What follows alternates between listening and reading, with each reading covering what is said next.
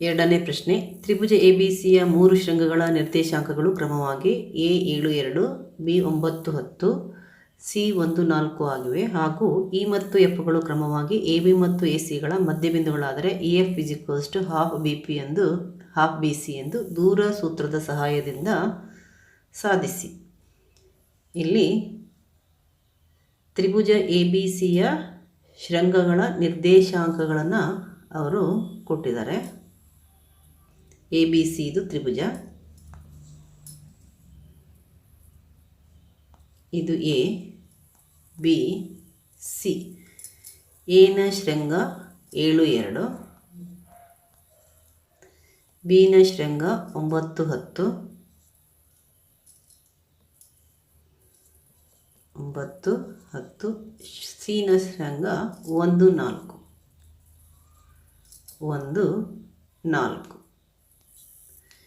ಈಗ ನಾವು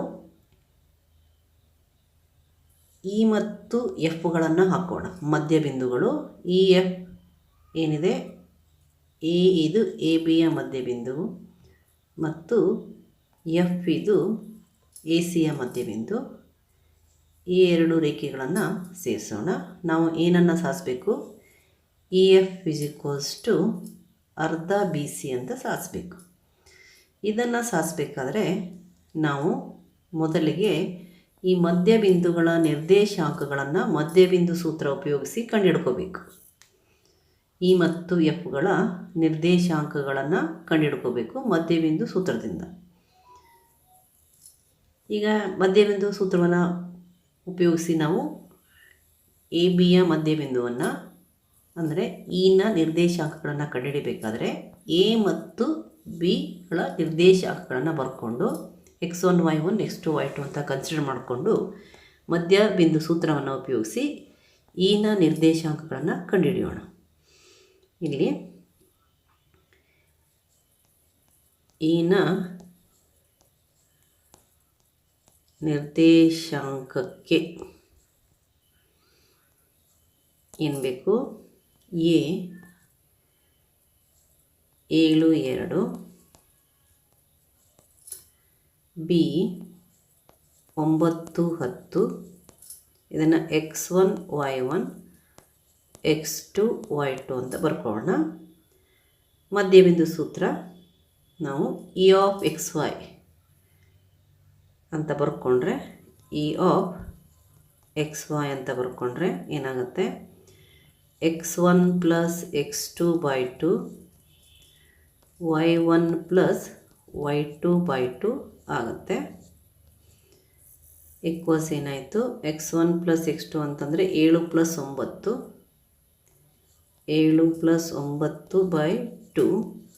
ಇಲ್ಲಿ y1 ಪ್ಲಸ್ y2 ಅಂದರೆ 2 plus 10 by 2 equals 7 plus 9 16, 16 by 2, 2 plus 10 12, 12 by 2 equals ಏನಾಯಿತು? ಇ ಆಫ್ ಎಕ್ಸ್ ವೈ ಅಂತಂದರೆ 2 1 2 8, 2 1 2 6, 8 6 ಆಗುತ್ತೆ. 8 6 ಇದು ಇನ ಮಧ್ಯಬಿಂದು. ಇಲ್ಲಿ ಬರೆಯೋಣ ಏನದು? 8 6. ಈಗ ಎಫ್ನ ನಿರ್ದೇಶಾಂಕಕ್ಕೆ, ಎಫ್ನ ನಿರ್ದೇಶಾಂಕ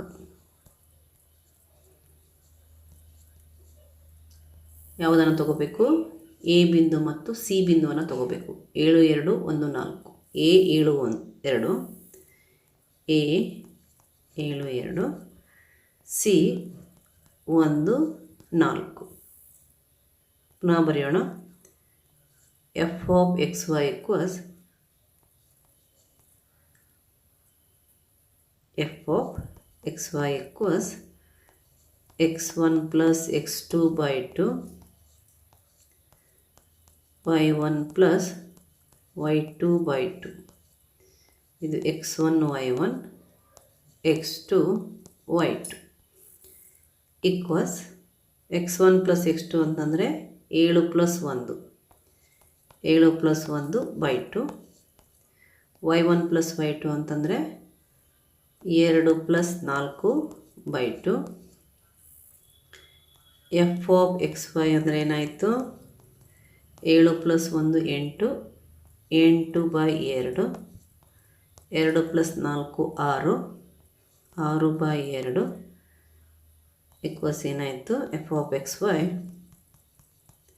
2 1 2 4 2 1 2 3 ಏನು ಬಂತು 4 3 ಇಲ್ಲೇನಾಯಿತು ಇದು 4 3 ಆಯಿತು. ಈಗ ನಾವೇನು ಸಾಧಿಸಬೇಕು ಇ ಎಫ್ = ಅರ್ಧ ಬಿ ಸಿ. ಇದಕ್ಕೆ ನಾವು ದೂರ ಸೂತ್ರವನ್ನು ಉಪಯೋಗಿಸ್ಕೊಂಡು ಇ ಎಫ್ ಕಂಡುಹಿಡಿಯೋಣ, ಹಾಗೆ ದೂರ ಸೂತ್ರವನ್ನು ಉಪಯೋಗಿಸ್ಕೊಂಡು ಬಿ ಸಿ ಕಂಡುಹಿಡಿಯೋಣ. ಈಗ ಮೊದಲಿಗೆ ಇ ಎಫ್ ಕಂಡುಹಿಡಿಯೋಣ. ಇ ಎಫ್ ಅಂತಂದರೆ 8 6 ಮತ್ತು 4 3 ತಗೋಬೇಕು. 8 6 4 3 ಈ 8 6 ಎಫ್ 4 3 ನಾವು ಏನನ್ನು ಕಂಡುಹಿಡಬೇಕು ಇ ಎಫ್. ಇದನ್ನು x1 y1 x2 y2 ಅಂತ ಬರೆಯೋಣ. ದೂರ ಸೂತ್ರವನ್ನು ಬರೆಯೋಣ. x2 - x1 2 + y2 - y1 2 equals hole root. x2 - x1 ಅಂದರೆ 4 - 8 4 - 8 2 ಪ್ಲಸ್ y2 - y1 ಅಂದರೆ 3 - 6 2. ಇಲ್ಲಿ 4 - 8 ಅಂದರೆ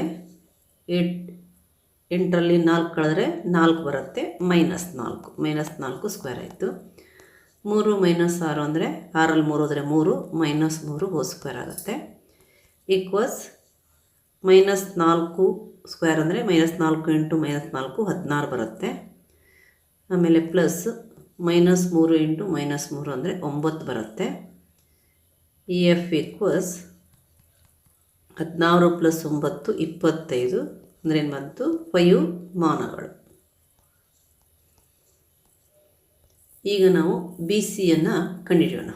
9 10 ಮತ್ತು 1 4 ತಗೊಂಡು ಬಿ 9 10 ಸಿ 1 4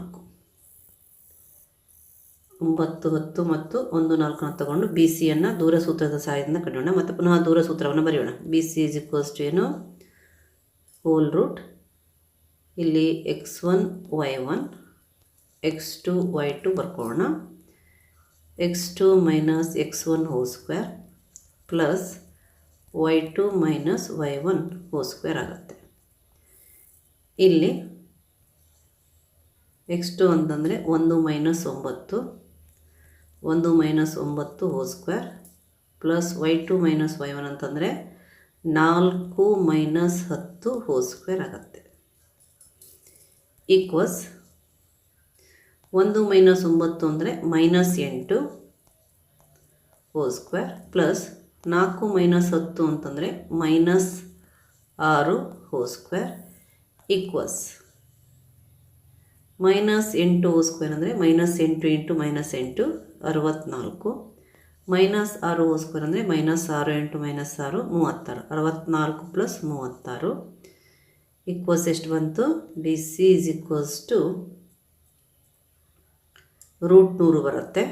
64 ಮತ್ತು 36 ಕೂಡಿಸಿದರೆ 100. ಬಿ ಸಿ ಈಕ್ವಲ್ಸ್ ಎಷ್ಟು ಬಂತು 100ರ ವರ್ಗಮೂಲ 10 ಬಂತು. ಇಲ್ಲಿ ಇ ಎಫ್ ಈಕ್ವಲ್ಸ್ ಎಷ್ಟಿದೆ 5. ಬಿ ಸಿ ಎಷ್ಟಿದೆ 10 ಇದೆ. ಅಂದರೆ ಇಲ್ಲಿ ಇ ಎಫ್ ಅಂತಂದರೆ ಅರ್ಧ ಇಂಟು ಬಿ ಸಿ ಆಗುತ್ತೆ. ಅಂದರೆ 5 ಏನು 5 ಅರ್ಧ ಇಂಟು 10 ತಾನೆ. ಅಂದರೆ ಏನಾಯಿತು 5 ಅಂತಂದರೆ ಇ ಎಫ್ ಅರ್ಧ ಇಂಟು 10 ಅಂದರೆ ಬಿ ಸಿ.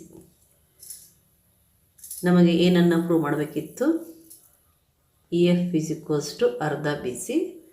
ನಮಗೇನು ಸಿಕ್ಕಿದೆ 5 10 ಸಿಕ್ಕಿದೆ. ಇ ಎಫ್ 5 10 5 ಇದು 10ರ ಅರ್ಧ ಅಂದರೆ ಇ ಎಫ್ ಇದು ಬಿ ಸಿಯ ಅರ್ಧ.